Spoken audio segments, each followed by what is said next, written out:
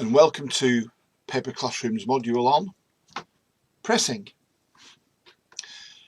In this short session, the questions we'll be answering are: why do we press the sheet at all? What are the different types of press? Why are press felts so important? And finally, what can go wrong in the press section? Okay, let's start with the reasons for pressing. There are the primary reasons for pressings, which is removal of water and consolidation of the sheet. Removal of water is getting more and more important because the more water we remove at this stage, then the less water there is to remove in the next stage, which is the drying stage. And that's where the huge energy bill is incurred. So everyone realizes that in order to reduce energy in the drying section, you've got to remove as much water as possible in the press section. And the other primary reason is consolidation of the sheet. And what we mean by consolidation of the sheet is pressing those fibres as close together as we possibly can, so that the more intimate contact the fibres have, the more likely that the hydrogen bonds that we need to hold these fibres together will form. And there are two secondary reasons for pressing, and the secondary reasons are, caliper reduction, getting the sheet a little thinner if it needs to be, or maybe increasing the smoothness. But as I say, they're just secondary considerations. Okay, let's look at press designs. There are many different ways of looking at presses. There are which way round we run the rolls. There's how we configure them. Do we run 1, 2, 3 together? But what I'm looking at here are just an individual press roll and how they have developed. The first type of press that was formed was this one, the so-called plane press.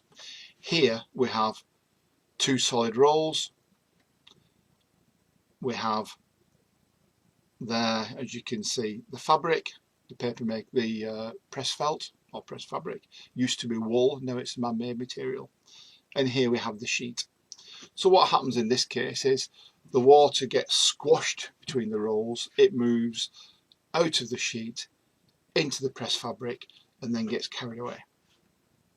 That was okay, but there's a limit to how much water you can remove or how quickly you can remove the water.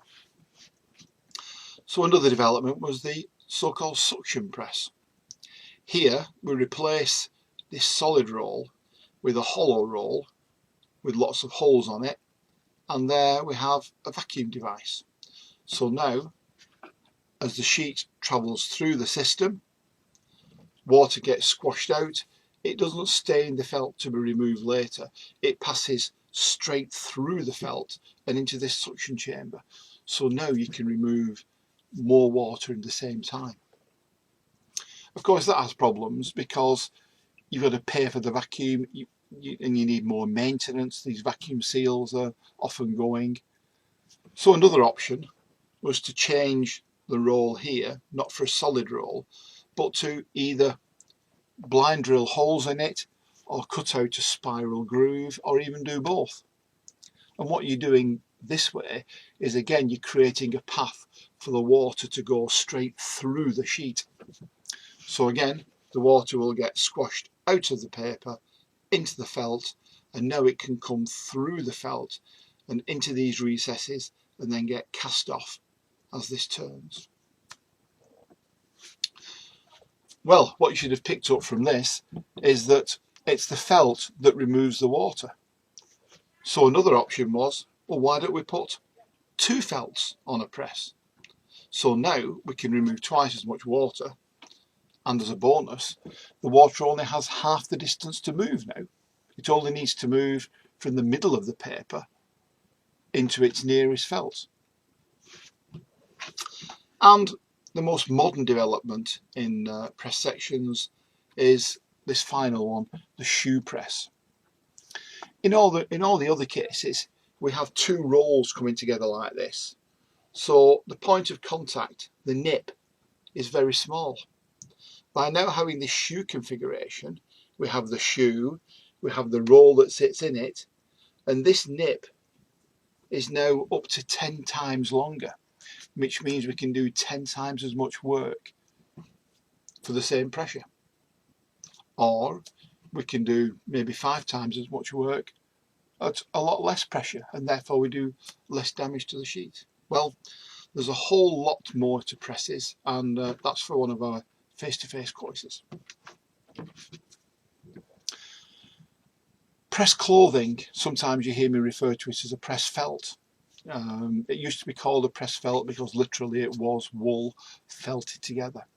Then we brought out man-made fabrics, so now they became called either press fabrics or press clothing.